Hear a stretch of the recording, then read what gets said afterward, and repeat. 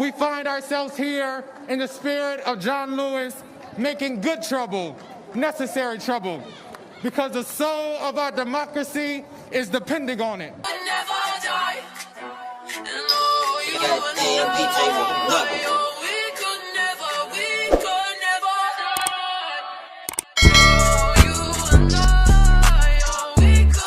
Man with the plan. What's going on, y'all? Before we get started, listen, we've been trying to get Tylik for like the last 10 months. A grip, bro. A grip. Nah, what's good with you, man? Finding them. Yeah, finally. Listen, sometime is better than never, right? That's right. Yes, Facts. sir. Yes, sir. Yes, sir. Where you at right now? DC? I'm in DC. Yeah, I'm in DC. DC. So first, like, where do you? Well, first, we appreciate you for coming on the Hot Seat podcast. Not sure if you watch much or not, but we try to keep up with everybody and have people, on the show, and let our audience tap into your life a little bit, and we go from there. Regular conversation, and yeah. First, I want to say, if we could refrain from cussing and saying the N-word and other vulgar language. If it's something you want to say, just try to like bleep it out a little bit. But yeah, we're gonna keep it. Anyway, Tylik, we appreciate you coming on, man. If you could just let the people know who you are and a little bit about your upbringing. Yeah. So, name is Tylik McMillan. I am a recent graduate of the North Carolina A&T State University, and I currently serve as the National Director of Youth and College and Policy Advisor of National Action Network, which is one of the nation's leading civil rights organizations, founded and led by my boss and mentor, Reverend Al Sharpton. And so I'm just excited trying to do this good work, get in some good trouble, and do what I can to make a difference. Has this line of work always been something like you wanted to do since like you were real young? Yeah. So I feel like I grew up doing this work. I used to sit with my great grandmother, who was like, she used to sit and watch like the news and C-SPAN and MSNBC for a living, and I used to love being with my grandparents because I always felt like it was like wisdom there. It's a privilege and an honor to still have grandparents living, I feel like. And so it was my grandparents that used to drag me to the school board meetings and drag me to like the local board of supervisors meetings. And so while my friends were out, at the basketball games and partying, here I was, this kid that was tagging along with my grandmother to the school board meeting. So I feel like I really owe it to them, who really gave me that exposure, and I think really introduced me to what I'm doing now. So I definitely owe it to them. Definitely. And I see here you met Reverend Al Sharpton years ago. Yeah, when I was 13. Yeah. How'd that connection come about? Like that's a big name. Yeah. So I had a family member who was like really engaged in his work.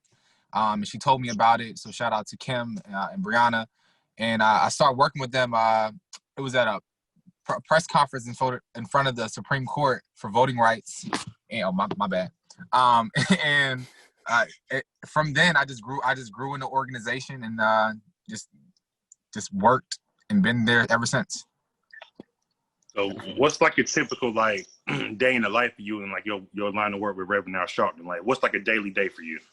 Yeah, I want to know. I want to know all the details, like deep down. Yeah, I mean, a daily day. I mean, the issues like people think like criminal justice and like policing are the only Black issues, but understanding that Black issues, they expand from housing to education to like every issue is a Black issue, and so we're very involved in issues, very like the variation of all issues, and our job.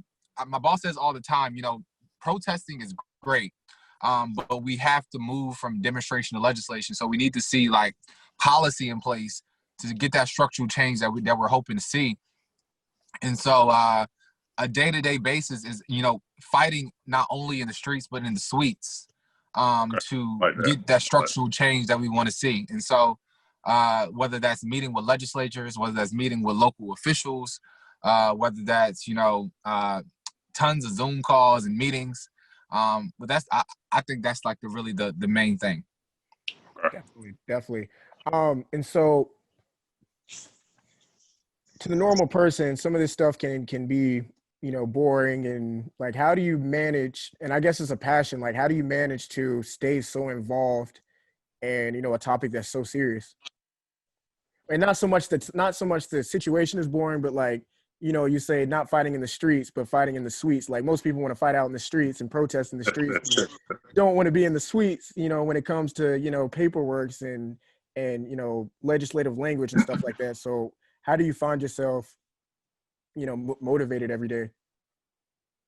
Yeah, I think the motivation comes from the real life experiences, and like I have a father who is incarcerated, has been in and out of the system, and so having those real life experiences and coming from a single mother, who I have seen struggle and who will literally give me my last, so that I will have, and so I think for me, you see family members, you see you see these experiences that people face on an everyday basis, and it's like, why should it be like this? Why is it a thing that folks don't have access to education? Why is it a thing that folks don't have access to healthcare, or healthcare is only given to folks based on how much money they make, or education is only given to somebody based on the area or zip code that they come from? And so I think it's the real life experiences, and saying, like, as we're fighting for this thing called justice, and you talk about the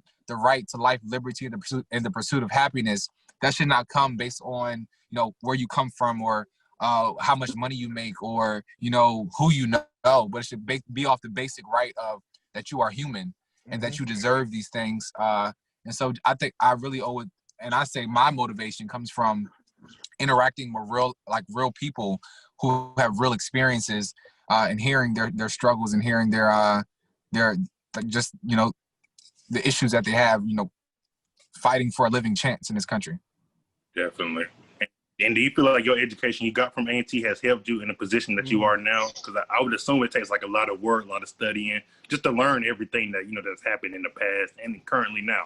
Great question. Yeah, I definitely owe it to A&T. I always say the famous saying from A&T, it has taught me not what to think. And A&T does not teach you what to think, but how to think. And so it is that how, it is the shoulders of, the civil rights movement. And we think about the A&T 4, it's in the vein of those shoulders that I stand on. And so I definitely think serving, like, I was always in SGA, like I was always very active on campus. And I think that involvement helped prepare me as I'm sitting at the table with the chancellor to now sitting at the table with senators and the speaker of the House. I definitely think this prepared me for that moment. So I definitely owe it. I think SGA races and like HBCU campaign races in general is on another level. And I feel like I look forward to the day that I get to use those resources that I use at A&T to run for SGA when I'm running the real thing. And so I definitely think it prepared me. Sir. I'll be messing with you all the time, calling you the next president and stuff. Well, not the next president, the future president for sure. And I see you just bought, what car are you in right now? I bought an Audi A4. Yes, sir. Yes, sir. Yes, sir. Yes, sir. Yes, sir. Spoken into existence. We were telling him that he wouldn't be in the Audi, like driving the Audi. He would have like a show, like the look, one day, I hope one day somebody be driving me around. Yes, sir. But I want to talk a little bit about you speaking in the same location that Martin Luther King spoke in, years ago. Like, what was that experience like? You're having tons of people listening to you speak about a topic so important at such a it's like the best. It was the best of all worlds, honestly. It seemed like. What was that like? Yeah, it was powerful. I mean, we convened the march on August 28th, on the 57th anniversary of the March on Washington, and over 200,000 people showed up to Washington. With the families of Breonna Taylor, George Floyd, Ahmaud Arbery, and countless others, and to stand there at the spot where Dr. King spoke, to stand there with his son and his granddaughter, it was powerful. And I think it was just a replica of, or really an essence of, how far we have come and still how far we have yet to go. because here we are 57 years later after Dr. King gave this iconic speech, and we're still basically, asking for that same, those same things of, we're talking about the whole dollar, and I'm talking about the investment in HBCUs, and I'm talking about, not being afraid to walk outside your door of being shot by police. And so, I think it was really it was an honor of a lifetime to not only speak at the march, but to help organize and plan that march. It was so many countless days and sleepless nights that went into that. So it was really an honor of a lifetime. And I will be able to share that with my children's children. And really, I say, took my part in history. And it was really an honor of a lifetime. Definitely. I think Justin's down there frozen, but we'll keep it going. But anyway, also I want to commend you on being verified on Instagram. Justin's been trying for the longest and he can't get it. So I always tell him, hard work pays off. They hating on me right now, bro. It's coming. Oh man, but yeah, that's cool stuff, man. So what's next? What's next for you?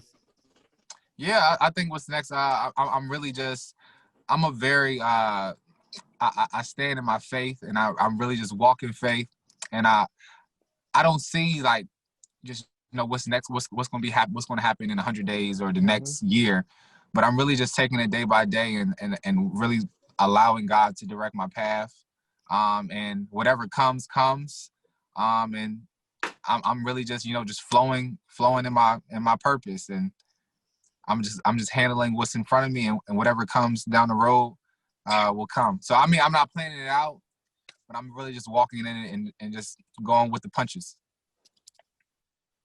But eventually, one day I do want to run for Congress one day, and then in the future, or if I can get to the White House, it's in my vision. But if that day never comes, I'm just grateful for the work that I've been able to do thus far, and really just do what I can now in this moment. Definitely. Can y'all hear him? No. We can't hear you, bro. I don't know what he was about to ask, but how can people get a hold of you and stay in contact with you? And yeah, I don't know what's going on with this dude. Yeah, I don't know. He usually likes to ask that question. All right, we back. You hear me now? Yeah, I can hear you. Yeah. Okay, so what was your take on the election, though? Yeah, the election was crazy. I think we have seen what Donald Trump has done this past 4 years. We have seen the type of leader that he is, and so I'm grateful for the fact that we have a new leadership in office. But I always say the life lesson: complacency is the enemy of accomplishment. So we can't come complacent in the fact that we have a new president, and because we have a Black woman being a vice president, we can't become complacent in just that history fact of it, that we made history. But we have to hold their feet to the fire and get the changes that we want to see. We understand that elections aren't, we don't elect a fairy godparent. We don't elect political saviors. And so we can't expect, just because we elected President-elect Biden and Vice President-elect Kamala Harris, that they're going to give us all our wishes and our commands. But it's our duty as people of this country to hold them responsible and to hold their feet to the fire. And so this is not the end of the work, but this is the beginning of the work. And I'm optimistic, but I'm never complacent. And so we have much work to do. Okay. Definitely. Yeah, your connection is terrible. But how can the people get a hold of you? Like, what's your social media handles, email, if you have an email? How can people best get a hold of you?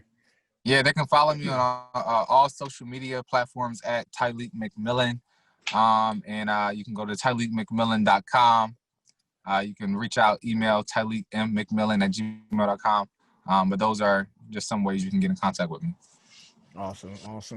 Well, we appreciate you coming on the Hot Seat Podcast. It was an honor.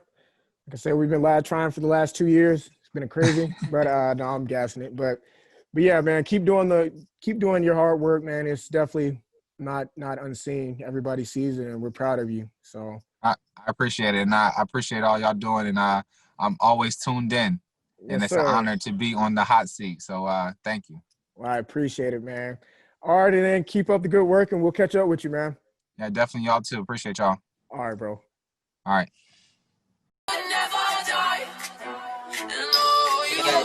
DJ